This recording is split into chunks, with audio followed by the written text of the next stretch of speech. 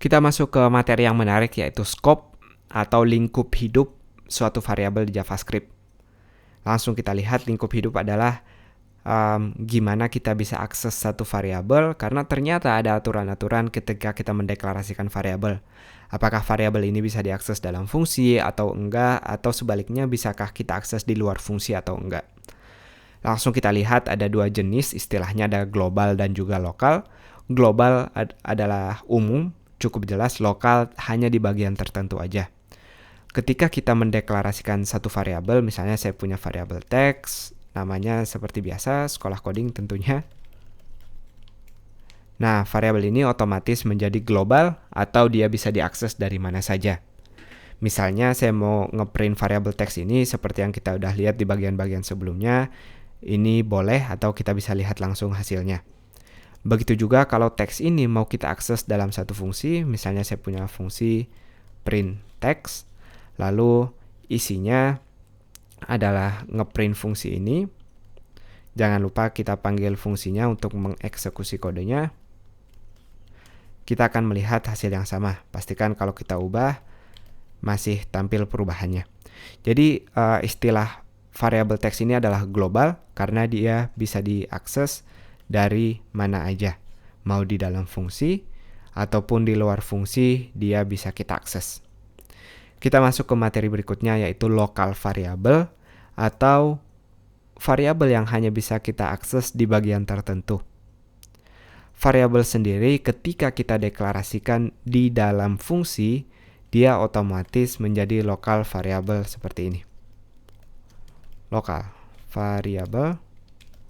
Jadi kalau saya mendeklarasikan fungsi variabel teks kedua misalnya, kita kasih teks situs lain. Tentu kalau kita coba ngeprint teks 2 ini di dalam ini, kita bisa ngelihat hasilnya. Tapi kalau saya coba ngeprint teks 2 ini di luar itu, kita akan melihat error atau tidak ada hasilnya. Kenapa?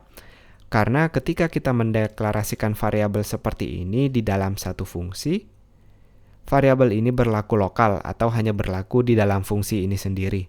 Kita boleh mainin teks 2, boleh ngubah, boleh ngeprint, tapi hanya di dalam fungsi itu sendiri.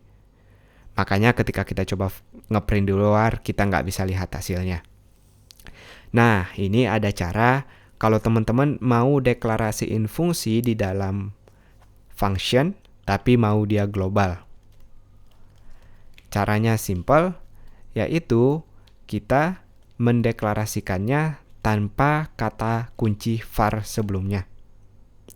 Ini otomatis teks 2 ini akan menjadi global variable. Buktinya kita ngeprint di bagian luar, bisa kita lihat seperti ini.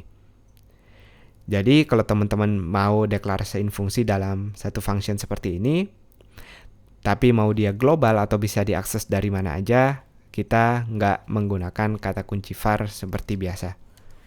Itu dia cara menuliskan global dan juga lokal. Ingat perbedaannya, lokal hanya berlaku di fungsi itu sendiri, sementara global di mana aja.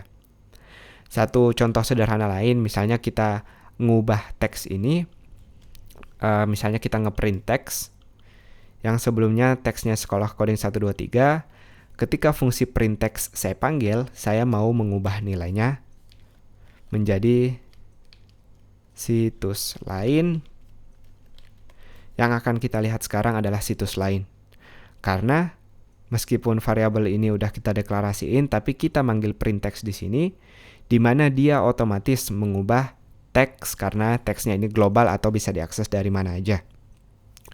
Nah, berbeda misalnya saya punya satu variabel lagi di sini, variabel teks yang saya kasih situs lain.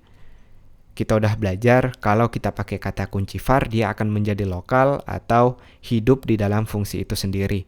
Makanya teks ini nggak lagi berubah, tapi dia tetap mengacu pada yang global karena kita coba ngeprintnya di luar dari fungsi ini, di mana variabel teks ini nggak lagi dikenali sebagai variabel global, tapi hanya lokal. Itu dia tentang global, lokal, dan juga scope pada JavaScript.